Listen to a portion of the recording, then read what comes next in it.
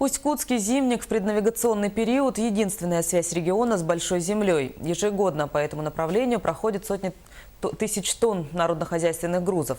Протяженность зимника около 1000 километров. О маршрутных вехах и состоянии трассы Ленск-Тас-Юрях рассказывает Сергей Евсиков.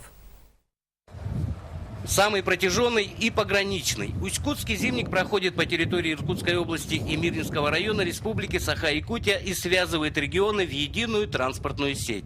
138-й километр Мирнинской трассы. Мы находимся на территории соседнего района, который начинается со 123-го километра, если ехать со стороны города Ленска. И именно здесь автомобили совершают поворот на участок круглогодичной дороги длиной 80 километров, который идет до местности Таас-Юрях. Несмотря на конец зимника, движение автотранспорта по-прежнему интенсивное. Работают все компании, чья производственная деятельность связана с регионом. Дорога до Таас-Юряха визуально и практически напоминает Мирнинскую трассу.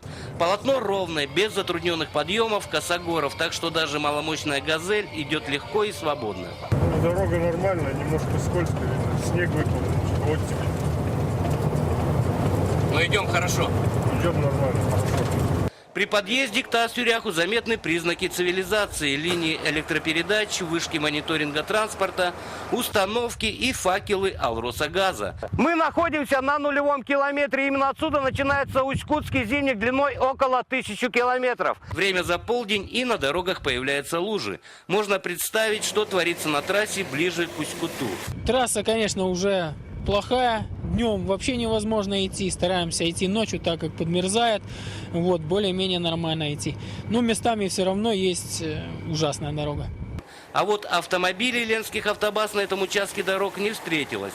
Зато на обратном пути в районе 96-го километра машины ЛТП шли одна за другой. Еду Ленск мирный, все нормально, дорога как бы подтаивает. Камни лезут в колеса, чуть-чуть где-то протерло. Подкачать надо, сейчас сделать колесо и ехать до Мирного. Еще одно свидетельство, что на дороге каждый водитель должен быть осторожным.